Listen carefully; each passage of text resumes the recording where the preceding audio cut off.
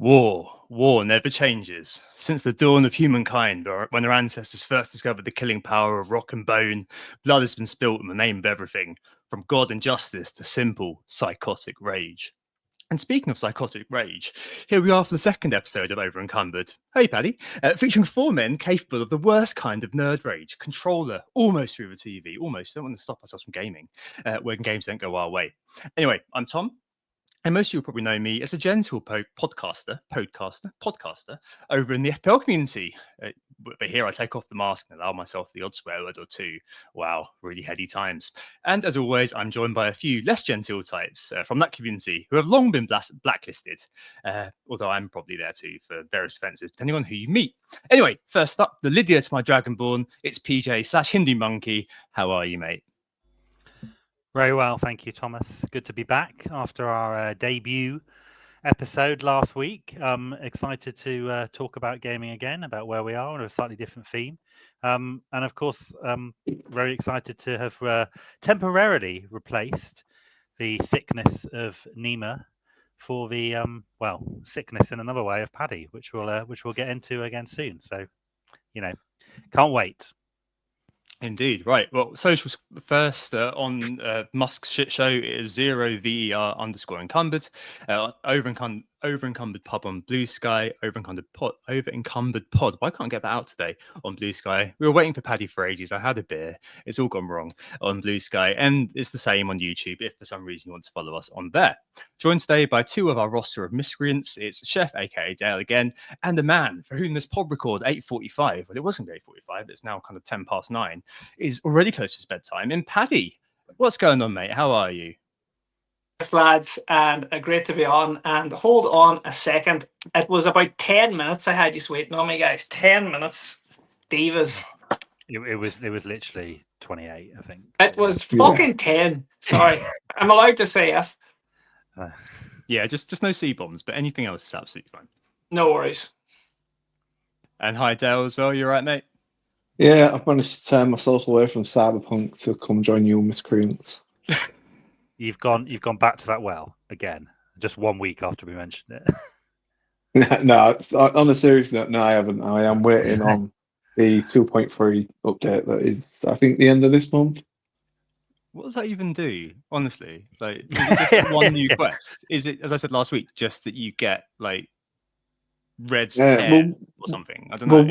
We'll watch the stream and see what's revealed, but it's rumored to be a massive patch, so we'll see. When you say patch, do you realise that's just like making the mistakes work a little bit better? It's not really adding. Well, it's not really, is it? Like games go through like 1.1, 1.2, 1.3. It feels like you're just looking for an excuse to get back into it. Which of course sometimes it's fine. Just fixing issues, but this is rumored to have like a lot of new stuff. So we'll see. They're doing a stream before it's released. So. Okay, well, at least that's a good sign. You always kind of feel like if they're bothering to do a stream and rather than just putting something out, that when you start to load it up and you've got an absolutely huge patch that you've got to put on, you think, well, fuck it, that's like my entire night gaming ruined because I've got to sit there for an hour and a half for some sort of 8 or 9 GB patch to be done. So at least we're doing a stream. There's obviously hope for something to be going on with Cyberpunk, which we'll no doubt return to at some point today. But hey, we've got a new man on, and it is Paddy. Nima said last week, Paddy, you've got a sickness when it comes to trophy hunting, completionism. Would you mind telling us a bit about that? I mean, that feels like from the amount of time that we've all kind of been together in our little group, like it's been a real sort of hallmark of you that you've been like, right, I'm like a dog with a bone. I need to get that platinum, and you've just completed Assassin's Creed Shadows, the whole thing. Poor man. Yeah, I mean, I heard Nima saying that, and I did have a little chuckle. But fuck you, Nima. Your sickness is a lot worse.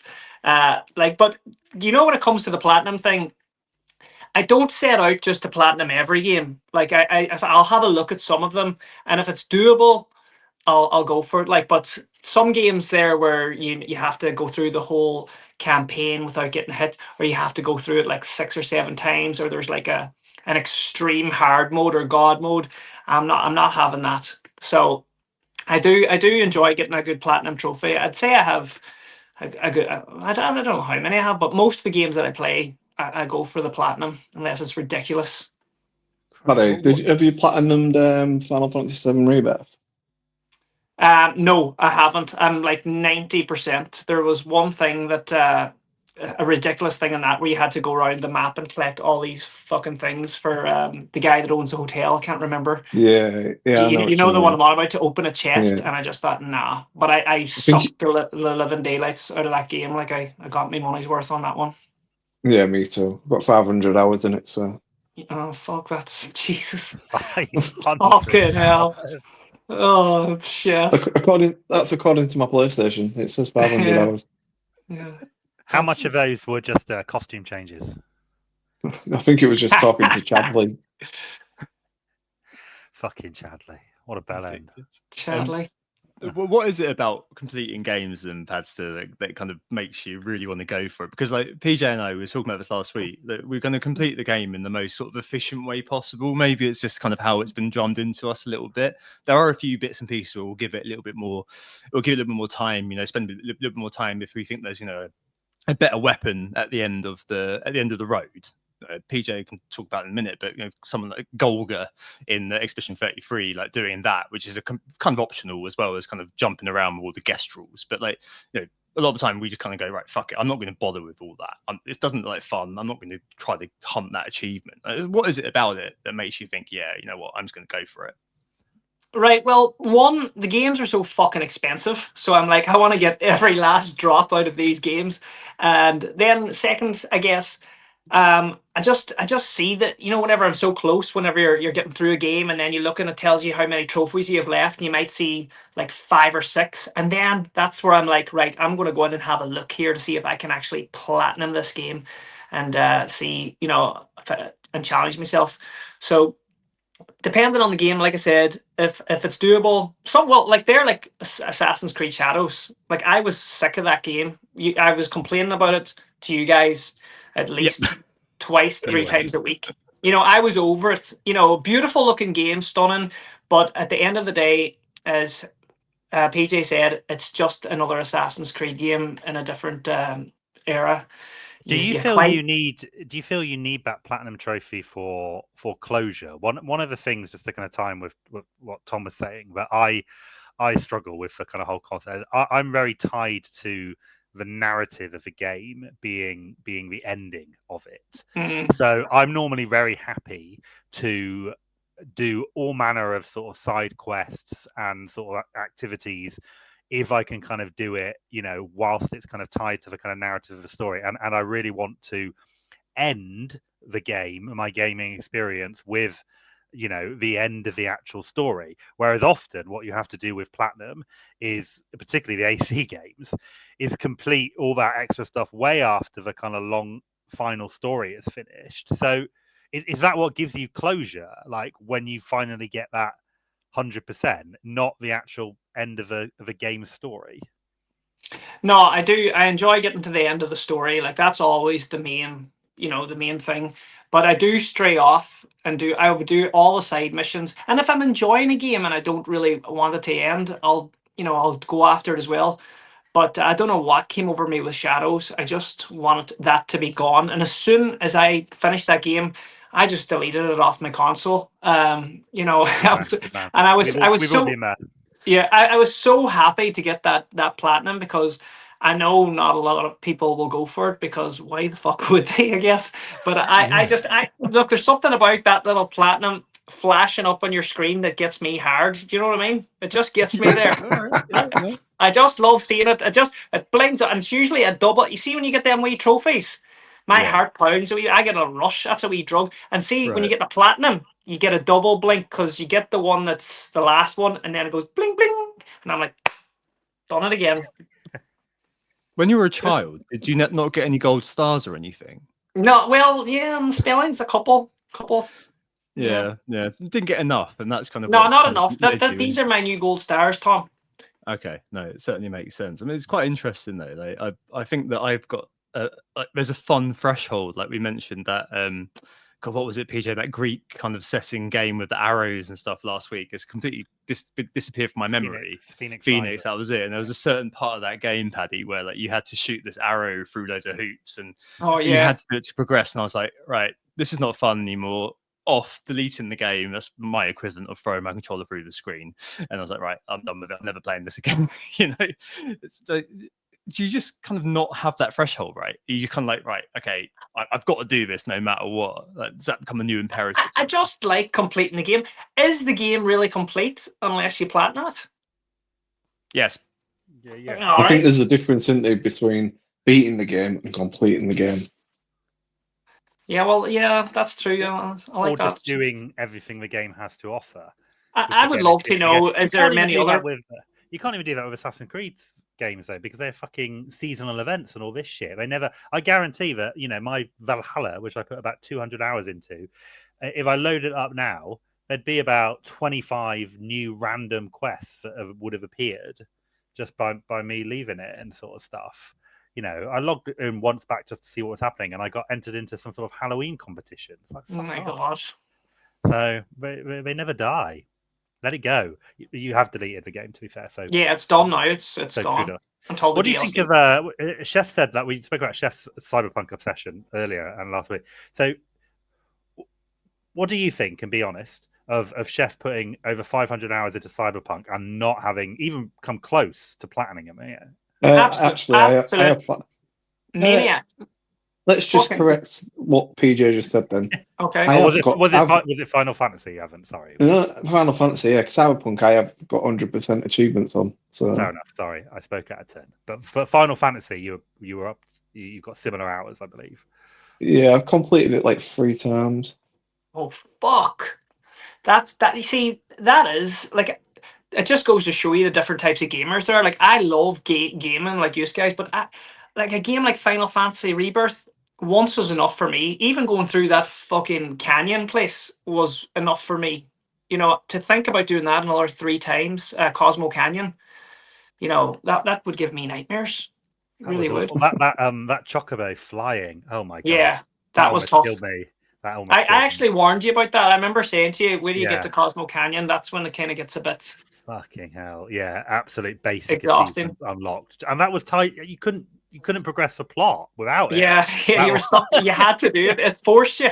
It forced you. Oh, yeah, that was. It's straightforward though. Once you know how to do it, it's pretty straightforward. It took me ages to fucking glide the thing up, but anyway, it was a nightmare. What's the opposite of FOMO? NOMO. I've got absolutely no fear. No, he is FOMO personified, isn't he? Really? Yeah. Should be called FEMA, shouldn't he, rather than NEMA? But yeah, no, I've got no fear of missing out about hearing about that. But yeah, no, interesting, as you say, Paddy. It's cool to kind of see that loads of people get motivated by different things when you play a game.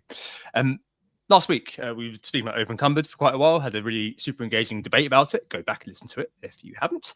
Ran a bit over time and thought we'd just add a little addendum, especially with Paddy here. That something that cropped up in a couple of bits of feedback and something that we kind of didn't quite get onto last week before we move on to the first versus third person gaming, which is our main sort of topic for today. Just on Over Encumbered, though, and Paddy, since you didn't have a chance to speak about it last week, because Neem was here, and be good to hear your thoughts. Key question, really. Why do you get over encumbered in games, do you think? Like, what's the sort of design reasoning behind that? We had a few sort of maybe suggestions from separate friends, PJ and I at least, but yeah, interested to hear your take. Yeah, I mean, like, I listened to that episode and I found myself nodding away, agreeing, dying to get involved, and you covered it really well. And all I kept thinking was, it's one of the most painful things in a game when you do become over encumbered with a load of shit in your inventory. Like, and some games get it so right. I think you mentioned God of War, and I was agreeing with that. But then PG did say that was kind of like a cheat game because everything's so seamless in the inventory with that. But some games, there's no even point for an inventory system. Like, I have no idea why, and I'm going back to Shadows here. I have no idea why they have an inventory system at all. And when I finished that game, I was getting like anxious every time I opened up the thing to change a weapon because I had so much shit collected that was just rubbish. You know what I mean? And other games then, some do it right, some don't. I loved Resident Evil and how they did it. And I thought, for the little I played of Elden Ring, which I absolutely hated, and I know I'm going to get heat for that, but I thought they did a good job with the weight system. But for me, I don't mind when it's whenever they have it straightforward and it's the layout's nice and simple, but some games are just horrific. I wouldn't be a big fan of it. I think the reason why they do it ultimately, though, it is tied into that kind of progression mechanic. Most when it's done, like I say, there are the old games who just seem to do it for the sake of it. But generally speaking, the whole point of the system in like The Witcher, for example, or Baldur's Gate is one where it is that like it forces you to have a limit because it wants you to upgrade and buy, sell your gear and your character, and it's tied into that kind of really. You can't just complete the game, or you're not supposed to complete the game just with your starting kind of gear, as it were. So it's tied into that. As like I said, Assassin's Creed is particularly I was going to say that the irony of that when you can actually complete the game with what you start with. So I agree. It feels like they've just thrown it in because they have to. Yeah. I think the only other suggestion that's kind of out there is that it's got its sort of antecedents in the world of D&D, where you carry weight 5 times your strength score, but if you exceed it, you're then over encumbered and your movement range drops effectively. So I guess maybe it's got something to do with that. D&D, the forerunner of all RPGs, which I guess means it's sort of kept in. I thought Wukong done it very well, with the weapons and the way that you upgrade them and things like that. And I thought it was pretty cool. There was a lot of stuff in Wukong, if I recall. Yeah, well, that was what I spoke about. That was the Elden Ring, the Soul system, really. And Sekiro. Yeah, exactly. Where you get a weight limit that you can do, so you have to make kind of particular kind of sacrifices based on that. I do like that, particularly in combat games. It feels realistic to an extent. Yeah, and I do like that they added into games. Where if there's a certain boss, you actually have to go and collect these certain things, put them together, or whatever, to have some kind of potion like Sekiro or Wukong, and it actually benefits you really well. No, I do. It is a fun thing of games. They do need it, but just like you're talking about, sometimes you can be completely over encumbered with shit. Yeah. What do you think, Dale? What's your take on it? Amen. Inventory limit is bullshit, is what I think on it. It shouldn't exist. It just shouldn't exist. What's bollocks? Unless it's like a game like Kingdom Come Deliverance, where like that's quite integral to the immersive experience of the game. But say like The Witcher or Skyrim or whatever, like the carry limit is like stupid, and like where you putting all these weapons on your person, like it's just bollocks, absolute bollocks. That's fair. I think we kind of said last week, didn't we, that maybe it's, and PJ's mentioned it earlier, maybe that sort of developers just sort of go along with it almost. And I think you said as well, PJ, when we were talking about it last week after the pod, like that it hadn't really occurred to you sort of the why. And it does kind of feel like that we mentioned Diablo as being a game where you can carry anything. Baldur's Gate, you said you were carrying a couple of fucking dead bodies the whole way through the game, all the way around to Atomfall, I think it was, and you got like 10 things in your inventory. So yeah, it's definitely a great range, isn't there? Yeah, completely. Good discussion, and I'm sure we're going to come back into it. But today we're going to be focusing on first versus third person gaming, and there's probably going to be kind of quite a lot that we can kind of tie into this, because the vast majority of games that all four of us kind of love probably fit into kind of one of these kind of two categories. So as we said, each week we want to focus on a particular kind of mechanic, so we can have a discussion about that aspect of gaming, as well as bringing lots of different kind of games into that chat. So first versus first person covers a lot of gaming styles. I'm going to say some acronyms now, Paddy. So just put your hand up if you don't understand what these word means. RPGs, FRP, FPS, MMORPGs. Lost you already? No, I'm all right, yes. The last one there, whatever the fuck that last one was. I don't know. That's basically World of Warcraft. So Jesus. Obviously, survival, stealth, RPG, action, linear adventure. Straight off the bat, Paddy, do you have a favorite? If you were to take the same kind of game, if you look at Tom's little image there, in terms of a game, let's say a game like kind of Dead Space, because I know you played that kind of recently. That was a first person game. I thought it was a very good first person game. But Dead Space was third person. Oh, was it third person? Sorry, yeah. Would it which again for a shooting game isn't actually that common. A lot of shooting games are first person. Would you prefer it first person? If so, why? This is a great talking point. I was thinking about this a couple of times throughout the day. What do I actually prefer? And I hemmed and had. I went over and back. I think I like third person, but I'm trying to recall in Dead Space. I think it was mostly third person, but when you went to aim through your gun, I think it might have brought it up. Yeah. It was In the third person first shooting, person, but the third yeah, person wandering. Yeah. yeah, but yeah, I think I think third person because I love games like Grand Theft Auto, Red Dead Redemption, and then people were looking for these like mods to go first person and all, and I just didn't think it would work. I think certain games it works well with. I'm enjoying Indiana Jones at the moment, and that kind of mixes it. It's all first person, but say if you go up a fucking ladder, it shoots out to third person and shows you the guy going up instead of that. Remember they used to do that? I don't know. In some games, you'd just be like your face would be going on the wall. It'd be like you'd be floating up the fucking. You'd be floating up the ladder, just staring at a wall. So I like a little bit of mix, but I'm going to go with third person. Yeah, no, I'm with you on that. I think some elements of it, that's for sure. I think first person has always been my preference. It just feels sort of a little bit more immersive. I think that's what kind of takes it that way. But you make some good points about why third person is probably best. I mean, it's probably shaped by the first true RPG I ever played, which is an ancient game called Stonekeep, which is from the 90s, really ahead of its time. Had swordboard, magic, all the things you love, Paddy, all sorts of fun puzzles. But yeah, I mean, since then you've got in first person games like Elder Scrolls, BioShock, Indiana Jones, which was brilliant, KCD2, all the games I kind of slightly prefer, I think, or at least have stayed with me. Many else been the Halo and Call of Duty at uni as well. And then I don't know. Then I think of the third-person games, right? Like The Witcher 3, Last of Us, Horizon, Uncharted, Tomb Raider, Star Wars, Tsushima, Mass Effect, the Dragon Age series, WoW, Diablo, and now Expedition 33, and realised that maybe I'm a bit sort of ambidextrous on this almost. And if you're on the Nintendo pervert, then of course there's GoldenEye and Zelda, but I never really played those, unfortunately, apart from Breath of the Wild. And yeah, you mentioned as a good point actually on Fallout, on GTA and Red Dead, you could go first, couldn't you? Yeah, Elder Scrolls and Fallout, you can choose as well, and it kind of varies. Like on the Rockstar games, I want to be third person. I don't know why that the first person felt a bit weird to me. Whereas it's the other way on the Elder Scrolls games. I want to be, and on Fallout, I want to be first person. So all I guess I can say is it depends. Yeah, how milk toast and vanilla is that? I know. As you said, it's about the game.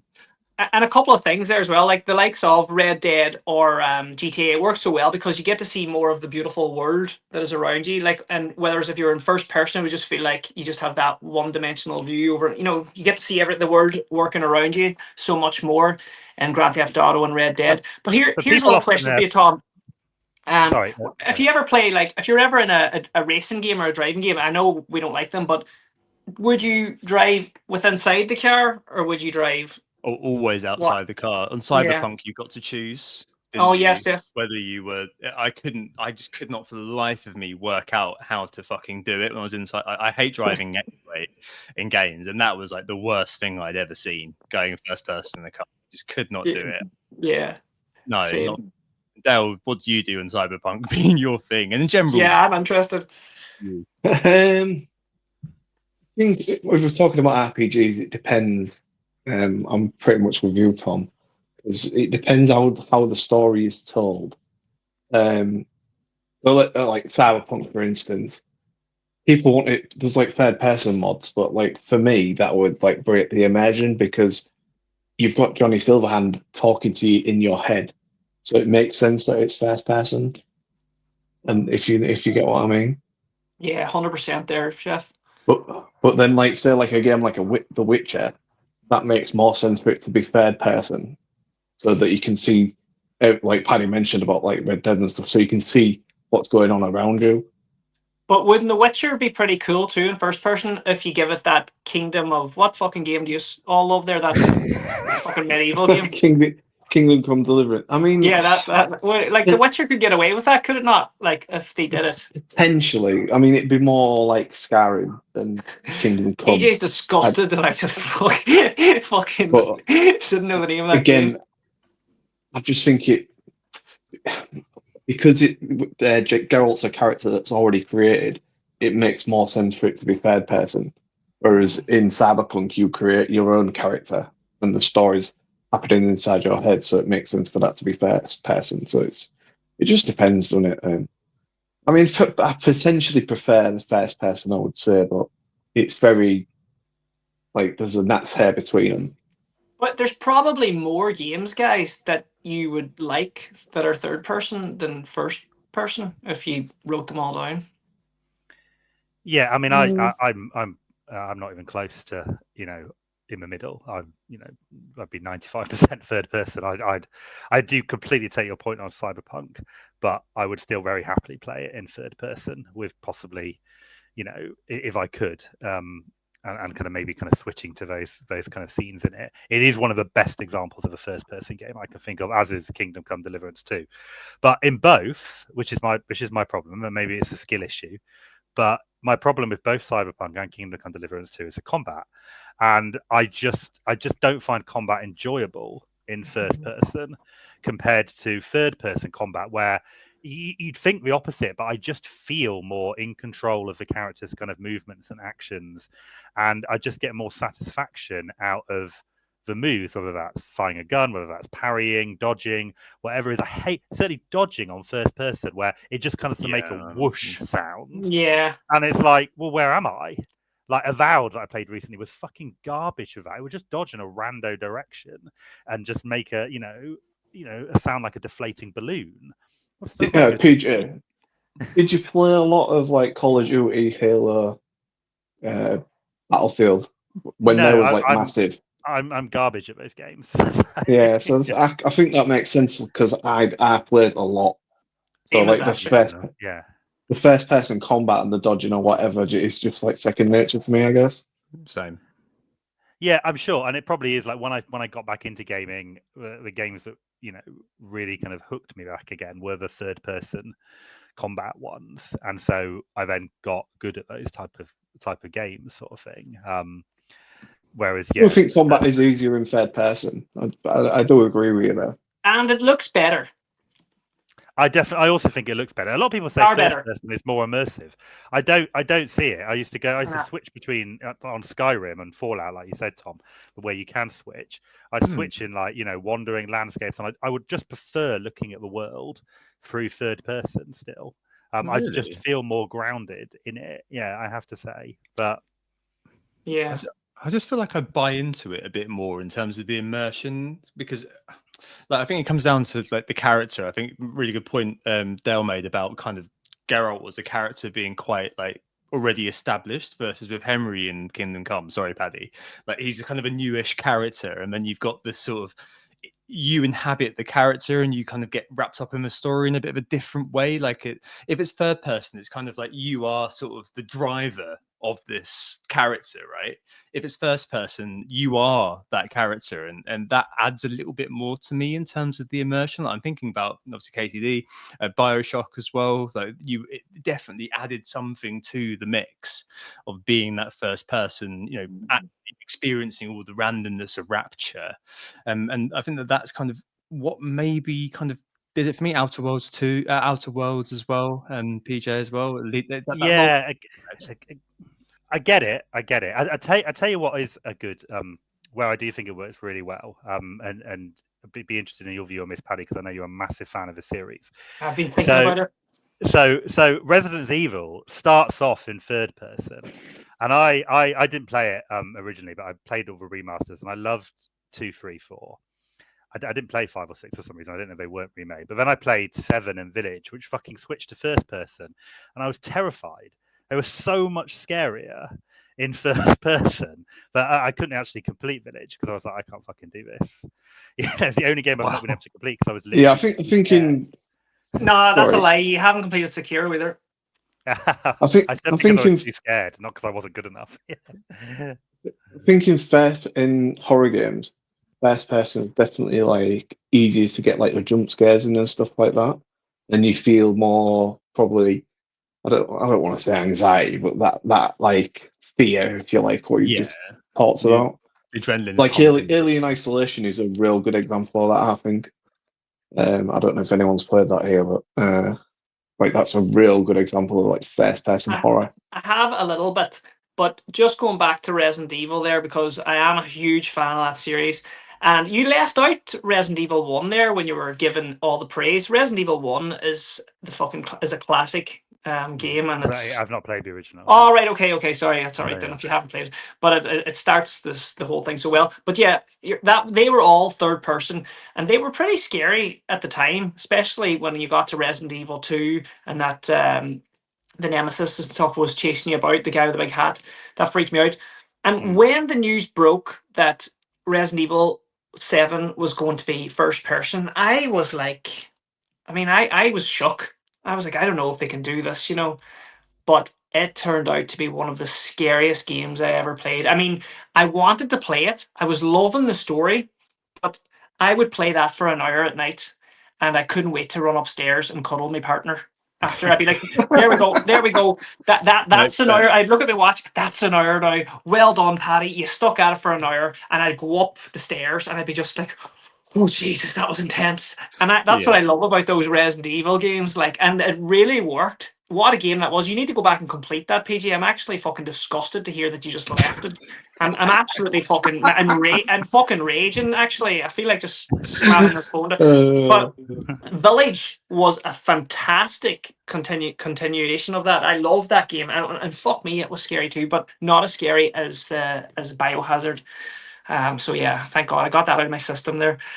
I can breathe. Yeah. No, I completed 7. I did complete Biohazard. It was Village. I and it's brilliant. The bit in Biohazard with was that the one with the like family? And, yeah. Like, when you go down the stairs. That was fucking horrible. Just horrible.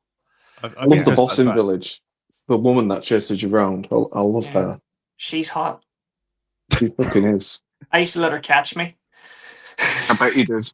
Yeah, I bet you did. I think it comes back to that immersion thing, doesn't it, a little bit? Yeah. Like I was kind of saying earlier on. I think kind of moving on, well, in the same sort of area as zombie games. I was the same with Last of Us and Last of Us 2, Paddy, in some ways. Which is why I hate... We're not going to go into this here because we'll be here all night. That's why I couldn't get on with the TV series. Not for the reasons that you don't like the TV series, Paddy, but for the reason that the reason I didn't like the TV series is because the sense of dread that I got, even though it was third person, so I had a little bit of detachment from it because it was like it was happening to someone else rather than happening to me. I was still only able to play Last of Us and Last of Us 2 for probably about an hour and a half, 2 hours before I was like, right, okay, I'm done. It's just too much. So I was playing in lockdown at kind of 10, 11 o'clock at night, and it was just completely dark and quiet. And you're like, oh fuck, the power's gone off again, has it, Joel? It's a tremendous game, and I love games that actually make you feel like that. That's probably why I love horror movies too. And you mentioned Dead Space there. It's a third-person game, and I thought that was very scary and creepy as well. Yeah, it was scary, but it was because it was very claustrophobic the way you were wandering around the corridors. I'm not sure Tom and Dale, you've played that remake. I would highly recommend it. It is a great little. It's this. Great little. Played the original. 25 hour. Yeah. Yeah, I played the original. I played the remake or remaster or whatever it is. Oh, I'll give it a go, And just going back to the actual topic there, first person and third person, I can see what you guys are talking about when you're talking, with that KDC or whatever the fuck it is, the guy. You just you float. You are right in him, like you are really attached to him, and it's a really realistic game. So I think things like that work perfectly fine. And whenever I used to start gaming, it was Duke Nukem and Doom, and they were all first persons. And then I think when the PlayStation 1 came out, I had an old Games Master magazine, and Tomb Raider was coming out. It wasn't out yet, and I used to look at there was like a pages all about this game, and it looked absolutely beautiful. And that was my first third-person game that I ever played and completed. And I thought it was just stunning the way you could do the backflips, and you could see all the mechanics of her climbing and then being able to do the secret stuff like the handstand and the dive. That kind of stuff, getting to see that, visualize a character doing motions in the third person was just really cool. So I think, do you know what, guys? It depends on the game for me. A lot of the games I love the most are probably third person, but it works both ways. I mean, outside of indie, where you've got that kind of you switch it earlier on from first to third when you're traversing. Like, I think a lot of the time you've got to be doing third person if you've got any sort of platforming sort of element. Like in KCD2, Henry at times couldn't get up a fucking step. Like you had to jump. Oh, you couldn't get up. You're like, what are you doing? Like, just just step out of a tavern. You'd be stuck there for a minute, just like What? I Kind of know. a shite game is that? It was a great game, and only morons were not able to complete it. You know who you are. But yeah, it was one of those that annoyed me. Whereas, you know, platform elements, I think, just aren't possible in first. So you mentioned earlier on, like the example of walking up a ladder and you was looking at the fucking wall, right? Floating up. But if you think of like Uncharted, Tomb Raider, Tsushima, and regressively some elements of Expedition 33, which I'm shamelessly skipping, like having that element in your game is something that you lose if you're going first person. I think you just can't have that part of it. It's come on a long way basically since GTA 3, where you had a heart attack when you were trying to walk along in straight line. You know. Yeah. It's so hard in first person to to do something like that. I kind of agree. Just on a bit of a segue, because I was wrapping my head around. I think one of the things I was trying to think why certain games are designed. There's obviously a creative decision making process in terms of why we make it first person and third person, and whether there was any correlation between who you're kind of playing as, i.e., whether it's a create your own character or a protagonist like Indy or Geralt or whatever, and then also the kind of decision, which might often just come down to cost, about whether that character is actually voiced or not. I certainly find when my main character doesn't speak, a bit of an immersion breaker personally, but I'm interested in what others think about. Who wants to go? Well, go on, Chef. Yeah. Go on, Chef. Yeah, I tend to agree. Actually, like Skyrim is a prime example of that. You know, this is a massive game where you're like the Dragonborn and etc. But he doesn't have a voice. Like it's bollocks in it. You know. Yeah. I think it's probably easier. Like if you think of it in terms of creative, it probably is a cost thing to not voice it, but it's also probably easier to tell the story if the character doesn't speak as well. I guess. Starfield Claxton. It's lazy and a bit rubbish, I think, to have the silent protagonist. I just don't like it at all.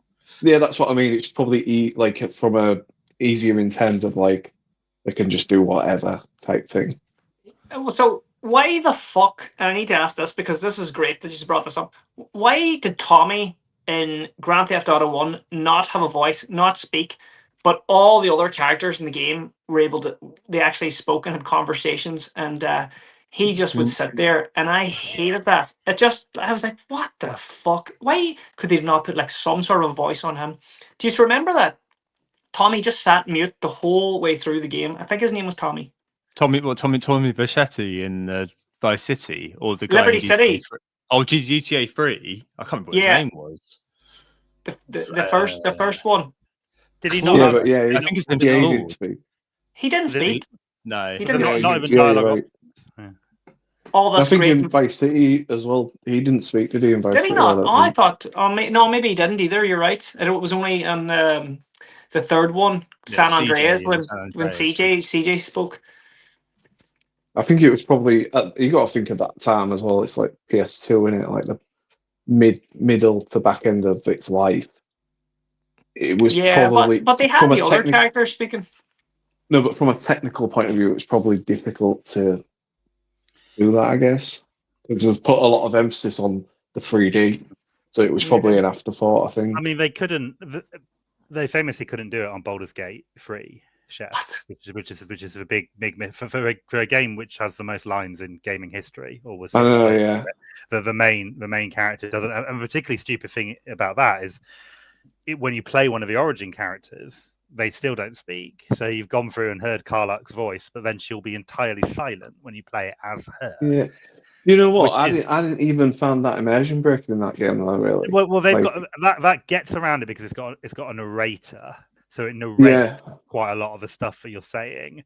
So it's very much told from a third person narrative kind of perspective, actually, in terms of Yeah. that. So it just about gets away with it. But certainly those games where you just have somebody can just see your face move like ever so slightly, and I'm expected to claim that I did it. Like the Skyrim, it's like I'll have said a line on the screen that's like four lines long, and my character will just go, Yeah. That would do my head in. So- I would hate that. No, I don't like that at all. Do you know what I loved when you're talking about gaming and talking and stuff? How good was God of War, both of them, for just walking about and the conversations and the little head Scottish guy talking away and telling jokes and that head the was so dialogue. funny. You couldn't Amazing. control the dialogue in that, though. So that was like, could you? And you couldn't make decisions about what dialogue you could say, if I remember correctly. Yeah, so that was perfect. So I like the ones right like above. the Dragon Age game, particularly Dragon Age Inquisition. What I loved about that was not only was it fully voiced, but you had such a range of answers that you could say, and the answers were kind of like quite abbreviated versions of what they'd actually say. So like some of the answers would be like really funny. They'd just be like "fuck that," and you'd click on it, and the guy would be like, "No, I really don't think that's going to work." All right. So that really entertained. But so, see, in that game, did your answers actually do anything? Like, if you did they have any different outcome? Because just on Assassin's Creed, they would give you all these options, and you would pick it, and then they would just do what they wanted to do anyway. It didn't matter what you picked. It would just be. They completely screwed it for the latest. They went from one of the best in Dragon Age Inquisitions to one of the worst in Dragon Age Veilguard, where they gave you loads of options, and basically every fucking option resulted in the same outcome. It's just like, so glad I didn't buy that game. No, you didn't miss anything at all. A lot of the dialogue, especially. It so depends, doesn't it? I mean, I can't stop thinking about that silent protagonist thing and how that's like they try to create it as a thing that you can pour your own sort of role playing into. But I have so much more kind of fun, or I connect with characters a lot more in games if they are voiced to some extent, and if like a really good kind of Dragon Age Commander Shepherds in the Mass Effect series as well. Like you definitely connect with that character a lot more if it's an established character. Yet it's one that you can kind of meld to your own will, and your kind of what you're saying and what you're doing sort of has an impact on the game world around you. And the worst thing is in a Veilguard or in Assassin's Creed, when you feel like it's all just a waste of time, it's all a bit sort of like it's just artificial having that kind of conversational piece in. It doesn't really add anything to the game, but I think that kind of is it transcends whether it's first person or third person. Even that it's just it's just how bad the game is. But I suppose what I'm trying to get at here is whether there's anything that makes, I think we've all kind of said to some extent, apart from PJ, who hates first-person games because he's not skilled enough to do the combat. But I'm just what I'm trying to get to is whether what is kind of the thing, I suppose, that makes a first-person or a third-person really work or not? Is there a certain factor which makes us think, all right, this is definitely better for third? I don't know what it is about GTA and Red Dead Redemption that makes me want to play that in thirds. I don't know what it is. I mean, Dale, you played both those games to death. I mean, what is it about them compared to like a Elder Scrolls, which makes you think, right, this has got to go in third? I don't. That's difficult to answer. I think it like there's a couple of factors. Like one, how the game is written, and then two, how it's performed. Like that's really critical, and also how the world is created, I guess. Because you guys have mentioned about like Red Dead, you want to see the world. Yeah. Because it's like there's so much to do, isn't there? Like the outside of the main quest. Like you can just go get lost and go hunting for hours or fishing or whatever. And I guess in Skyrim, it's just not at that type of place where you want to go explore for the sake of exploring. I don't know. That's a real difficult thing to answer, and I've probably answered it really poorly. Sorry. I feel like What's great about or maybe not what's great, but the Cyberpunk is really is so consistent in its first person narrative. Like most games, or maybe not most, but there are lots of first person games. Kingdom Come Deliverance is one of these examples where you play as first person, but then as soon as you switch to cinematics or scenes like cinematics in some of the olden games, you see your character. You often see your character. Whereas in Cyberpunk, you never unless you stand still, you never see your character. As the third unless person. you're like driving as well, but that's it. But yeah, and there's not cinematics really in. No, there are cinematics, but you are in first person mode. It's not like so immersive like that. It's not your typical cinematic. I think with Cyberpunk, it's the writing is really critical to that, because the game is so well written and performed. Like Keanu Reeves does a lot of the heavy lifting, but also like the voice actors are really good as well. And it's such an interesting place. So yeah, I think the writing for Cyberpunk is what, and how it's performed by the voice actors is what is. I think we're getting into, playing Claire Obscure 33, which I know 3 of us are playing at the moment. In terms of seeing, which is third person and seeing the kind of cinematics in that and some of the conversations that you'll have, and it's so well performed. Like I say, it's not just, but the voice actors obviously are doing a fantastic job, but also just the animation of the expressions on the face. It just feels so realistic. And I just feel I'd kind of lose that if I was being forced to play one of those characters as a kind of third person protagonist kind of thing. And obviously that's a game where you switch between protagonists, which is often the case. Same with kind of, there's obviously a few where you can change your kind of party members, but that's quite unique in that you can control any of them. Normally ones like kind of Dragon Age Inquisition, you're still the narrator, or the Inquisitor rather, I should say, or Baldur's Gate, you're still the chosen one, or whatever you want to call them, Adraste or something. So, but you can control the other ones around the board or in combat, but you're not actually, you're kind of never really that person. So it's a bit different.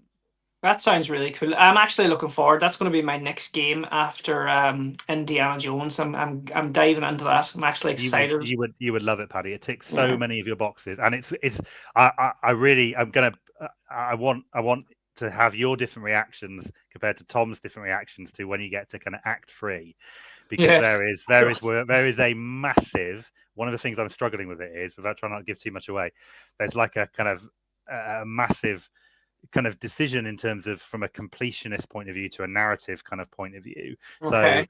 So it's you have to take a very different view of it if you want to be a trophy hunter completionist, like I know you will when you're doing it. And I'm trying to lean into that, but like my natural gaming side is, but the story. But the story, I need it to make sense for me, and I'm so invested. Right. It's so good characterized. This is interesting, and I've seen a couple of WhatsApps come into our little group of you putting up trophies that you've collected, and I've been impressed. But I haven't gone in to read. I haven't gone in to read them because I don't want to spoil them. But I'm like, look, I'm kind of getting a little itch here. I'm like, fuck, I need to get into this game. There's all these trophies. Yeah, it is very good. I mean, you've played. We were saying earlier on, because you've been playing Final Fantasy. I think it would be right up your street, and it's one of those that I was saying last week. I wasn't too sure about it, but then I also remembered that PJ and I bonded many years ago about Dragon Age Inquisition, for example, because that was a game that I played, which is kind of turn based, and kind of got into it that way, and it's just really cool. And I suppose it's one of those where, I'm not the main character; it's not me. But in the same time, as Dale was saying earlier, that the writing is just so good that there's a part of it that you just the story really hooks you in. I think that can be sometimes really kind of what's done well, and I suppose kind of linking back to kind of the main topic about what kind of makes them different. It almost feels like a lot of the time they should be sort of written for one or the other, a lot of the time, because it doesn't really work, I think, in a lot of games. Like, you kind of want to split to one. It's only indie I can really think of that kind of segues between the two really well. I'm sure there'll be a few people who listen who say, okay, maybe there'll be one particular game that I've missed, but it really does feel like Indie's the only one that I can really think of where I would want to do that. Although maybe if I'm driving a car in a game, I would like that to kind of flip to third. I'm thinking of Far Cry, where it's all obviously again always. Yeah. But I could never drive a car in Far Cry. It was awful. It was the worst experience in the world. You are famously, you all felt the Batmobile. Yeah. That's the third person game, but the Batmobile is pretty tricky, to be fair. Oh, it's fucking terrible. I think it was the third game, that was the third Batman game, wasn't it? And it was just like I started playing it, and then after a while, even though that was in third person, the driving part of it just turned me off because it's like the amount of time they're like, I'm sure the developers are like, it's so cool, the Batmobile was amazing. I was like, fucking hell, it's the worst thing. How early, Chef? You might know this because you're a bit you've got a bit more knowledgeable about that side of games than I am. But how early on in the kind of development process do you think that first to third person decision is made? Do you think it's right off the bat in terms of whether this is going to be a first or third person game? No, probably not. I think they'll probably create the world, and then it's probably made pretty early, but not at the very start. Like probably make the world, and then we'll see where they want to go. I don't know, to be honest. Like I don't know, but that's a great. I'm question. just talking bullshit. No, but that's a great question because the one game that jumps out at me where I would love to know from a development side is Indiana Jones, because that could have been so third person, like a Tomb Raider, or most of those games typically are. Yeah, with the whip and climbing and all those mechanics that are in that game. That could have been. When I heard it was first person, I was like kind of shocked. I was like, whoa! I thought this could be a really good platformer, but they've managed to do all that with first person, the climbing, the going up, using the whip, and I'm actually really enjoying that as a first person game. Like I couldn't really imagine it. Well, I probably could, but I'm not complaining. I think it's fantastic so far the way they in first person. I don't know why the fuck they've gave me a gun, but don't use that. You don't need to. You're thinking about it, three like bullets, mate. So like first person and third person, it's just a change of the camera angle. They'll probably do create the world first, I would think. But most see what works technically. Most first-person games could probably work third-person, but not all third-person games could work first-person. Yeah, I think that's a great point. Yeah. The one I was thinking of just on that was Horizon Forbidden West or Horizon Zero Dawn. Just because Aloy is just such an amazing creation. Her hair alone is such a feat of gaming development that that world is just so beautiful and visual. I couldn't imagine I'd get half out of that game if I couldn't kind of see Aloy interacting with that with the world in the way that she does in that. I feel like I think that's a really good point on Aloy. The only thing is that if you think about other sorts of games like Paddy, I know you still play Warzone.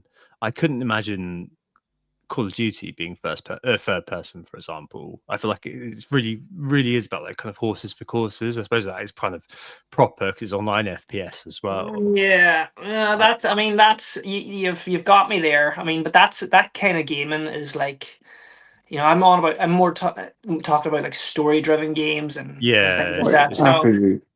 Campaigning Call of Duty could be third person, but online would be horrific. Well, do you remember that game? I think they're remaking it again. Oh Jesus, can't fucking remember. But it was third person co-op, and you'd go around, and there used to be you could bulb up your. Fortnite. No, fuck no. You want about Rainbow Six Vegas? Right. No, it'll come to me. It'll come to me. It's space. There's aliens and all, and there's like these big bulky characters and Halo. No. It's doing me nothing. Do you want this from Google? Do you want this from Googling? Space Marine. Riveting. No. It actually had a battle mode then that you could go on with your mates, and you'd fortify up your the grounds, and all these waves of aliens would come, and you'd have to fortify barbed wire and put up like turrets and stuff, and Does Oh, not sound like my idea of a Phoenix, good Phoenix, time. Phoenix, Phoenix something was the main character. So big army dudes. Gears of War. Gears of War. Gears of War. Yeah, Marcus Gears- Yeah, Phoenix. that's not space. It was fucking it's kind of spacey stuff. In it. It's destroyed it. It's sci-fi. Yeah, it's destroyed Yeah, it. It's about third person as well. It is third Yeah, person, it was third person, yeah. but they had a PvP mode where you'd go out like They killing did. Yeah, killing each other. Hammer of Dawn. You just go Yeah. around. What a hoping to beautiful load game! up. I can't believe it. That just couldn't get that out of my mouth. Yes, Reloaded is coming out soon. Actually, you need to get an Xbox. Yeah, with you real to play soon. that. Real Yeah. soon. I might get that Ally. Oh yeah, So, yeah. So, Paddy, where are you gaming next then? After pouring 3 months into Platinum Final Fantasy Shadows. At the Use moment, nice edition. I'm working on the Vatican here. I'm trying to get all the collectibles. Oh yeah, and, you're doing indie, aren't you? One of the first things I actually checked whenever I saw a gun and I hadn't used it, I checked to see if there was a trophy for like a pacifist mode, to see if I can get through the game without the gun, and there's not. I just googled it. It's like, Are you planning to platinum it? Yeah, I'm going to platinum indie. I do what I invariably do. Indie was exactly the same. I do the third, and Final Fantasy Rebirth was the same. The first level, the first area, which is obviously the Vatican and India, or that big massive grassland place in Final Fantasy Rebirth. I 100%. Like I'm so into it at that point. I'm like, right, I'm going to collect every. And I think in India, it's like you have to collect those like 5 medallions or sort of something, and then five guidebooks, and then 5, something else, 5 medical stickers or something. And then you get to the second level, and you're like, I have to collect 10 of them. And then you get to the third level, and it's like, I have to collect 15. I was like, yeah, fuck that, I'm out. Yeah, I totally get you. There's like about 30. There's about you have to take pictures and everything. There's so much stuff. But anyway, I'm gonna go for it. Expedition, by the way, to answer your question, is where I'm going next. When's Metal Gear and stuff? I've seen you made a few pre-orders there. Is that Mafia Old Country out as well? Those have kind of tickled my fancy, chef. Yeah, I think Mafia Old Country is like early August. Metal Gear's like, I'm sure it's the 28th. I'm gonna play through all of them before it comes out. I've got them. I've got them all on PS5. So Nice. I got the collection of the remake of 1, 2, and 3. So I'll wait to do that because that was my childhood. Yeah, Metal Gear. Is that what you're on with? Yeah. Yeah. It's late August for that one. Okay. No, interesting. I think that there's some of it depends on like context, right? Some of it depends on like how the game basically is laid out, and other things do come back to kind of where you are. And sometimes it just feels like whether for Paddy it's kind of how attainable the trophies are. For normal people, it's about how good the story and writing is. Whether that sort of makes you think, yeah, okay, this is worth getting into or not. It does sort of feel like indie Indiana Jones. Do play it if you listen to this and haven't played it yet. It's an absolutely brilliant game. Does feel like sort of the kind of the epitome of switching between the two. I don't know though. I just don't feel as a fun talking point that every game should have the ability to swap between, because we've spoken about Cyberpunk. I don't think that it would quite work in the same way. You wouldn't get quite the same sort of level of immersion. It wouldn't be the same with KCD. On the other hand, I couldn't imagine kind of first person in being kind of captain, being a Commander Shepard or something in Mass Effect. So I couldn't imagine that working. So yeah, should all games basically, guys, allow you to swap between the two, or is it just a horses thing? Dale, what do you? I'm with you, Tom. Like I think it's down to the game. Like you mentioned, Cyberpunk, like that would be pretty immersion breaking. Although I do take PJ's point that combat would probably be better for the player in third person. But yeah, I tend to agree. Does anybody enjoy melee combat in first person? No. Yeah, when it's done well, yeah. Like Kingdom Come Deliverance 2 is done really well. Maybe shooting. Maybe shooting. Yeah, shooting. Bow and arrow, yeah. That's about fucking it. Like, I mean, chat. Cyberpunk there, one of the things I like about the first person in Cyberpunk is how beautiful the actual guns look in your hand, all the different stuff. But other than that, no, I don't like it. And also in Cyberpunk, you can see like parts of yourself, like where you can look down and see your body. It just feels it is so immersive. Cyberpunk is one of the best examples of immersion in video gaming. So for that, I'm happy to give the fact that I don't kind of love the combat. Well, when I played it second time round, I really lent into all the the kind of RAM and hacking kind of side of it, just basically to do as little combat and as much, kind of causing shit as kind of possible kind of thing. And I enjoyed it so much more when I did it, when I played it as a hacker. Yeah. Oh no, in the Elder Scrolls, you can't be a stealth archer in third person, can you? And in KCD, like I did feel like it. I don't know. Maybe I think sometimes it's in all seriousness, maybe a bit of a preference thing, PJ, in some ways, because you kind of came into third person kind of stuff, whereas I kind of mainly Call of Duty and Halo is what I remember spending years and years on at uni, and to some extent as well as that I said last week. So maybe I'm kind of just more attuned to that form of combat, and I'm fine with it. I'm more than happy with it. And as Dale said, like KCD, I think did it really well. I do think that kind of there's certainly some. It feels more like you're in a game than you're role playing as that character in third person. If that makes sense. You've got the targeting and switching between characters and all that sort of thing has that sort of element of artifice about it. Like you're reminded you're in a game, whereas in first person it doesn't quite do that. So yeah, it definitely kind of depends on the way the world is constructed almost, and how everything sort of links together that makes it kind of work or not. And sometimes it is the case that even if there is an option to switch, I'm kind of like, well, something about this particular world and the way it's written makes me think, okay, first person's better here or third person's better here. It simply kind of depends on so many kind of external factors, I guess, that make the game work for me or not. I think as well, in first person, when it's done badly, like it's horrific. I think when in third person, if it's done badly, there's a more margin for error. But with first person, I think that's probably fair. I think it's definitely harder to pull off in first person. Yeah, like being a mage in Skyrim is fucking horrific. Well, I think personally. Don't do that. It's always awful, always terrible. All right, Paddy.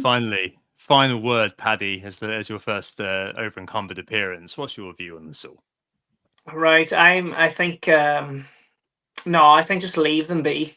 I think they're made the way they are to work like that. I mean, I can't imagine. Cyberpunk is a great example of how good you are as first person and how vibrant and alive the world is. And when you compare like that to Grand Theft Auto, the world is also very alive in Grand Theft Auto, and it's beautiful and everything's happening. But I couldn't imagine enjoying going into Grand Theft Auto as a first person like I would in Cyberpunk. So I would just be like, no, leave them the way they are. I couldn't give a fuck. What about, Paddy? Imagine if you played Worms first person. So rather than seeing the whole fucking screen, you just see this little worm. You'd only be able, you only see what was in front of you. Would you peek your head out of the hole? Risk getting your head shot off with a bazooka. I think there was. They did try. I think they tried that. Maybe they didn't, but I played a lot of Worms games, and it just wouldn't work because I like to burrow down and make a wee base. You're a cowardly Worms player. Yeah, I put one. I put one down there. I always put one away. Okay. You know what I mean? No. I can't wait to get a game of Worms with you, lads, because I will fucking wipe the floor with you. Yeah, Paddy loves playing with his little worm. Loves to put one away, that's for sure. On that bombshell. The amount of games we used to play Worms, like we had so many good games of Worms back in the day. Like they would go on tactical battles, sky bases, everything, man. War of attritions. I would always call my Worms people who I know, the other people who are playing games would really hate, just to like wind them up, sort of thing. Brilliant. We could get a great FPL villains of FPL teams going on. Oh man, that you know what? That would be good. And you've all the little accents as well, like, and then the accents are the best thing. Yeah. It was a great game. Like speaking about bringing a bit of dark comedy into games, that was the first game that I saw, a good bit of dark comedy with a little it'll be a little cutscene and something crazy bad would happen to the little worms, or it was funny, iconic little game that. Fantastic. Right. Well, I think that's basically everything this week. Yeah, really good discussion, guys. And we'll be back next Wednesday night, as I've got a work thing on and in during the day in middle of town on Wednesday, so I can't start late on Tuesday doing this. But yeah, we're back on Wednesday. Thanks so much, everybody, for coming. Thanks, Dale. Cheers for your contribution, and we'll see you again next week, I think, or I think it's you next week. I don't know. Yeah, I do you feel don't know, yeah. told. I'm sure you'll be around. And cheers, Paddy, as well. No worries, guys. Enjoyed that. Yeah, mate. See you in a couple of weeks. Cheers. And yeah, thanks, BJ, as always, I suppose. Thanks, mate. My pleasure. I know, I had to pay you to say that, but yeah, fantastic. Speak again soon, guys. Yeah, you're like a fucking hostage at the moment because you haven't turned the Yeah, lights on in I your room. cannot be bothered to get up to turn the light on. I do apologize. What's that behind you? He is like a fucking hostage, isn't he? Yeah, it's all right. I'm in third person. It's safe. Think twice. Think twice. Yeah. All right. If you want to find us on Bluesky and YouTube, it's Over Encumbered Pods. Dale has set up a TikTok as well. What's the Over Encumbered Pod? Thank you, mate. And it's a 0VER _ encumbered on the shit show. 0 not a no. Thanks all. Back next Wednesday night, as I said. Stay mobile, and we'll speak to you again very, very soon.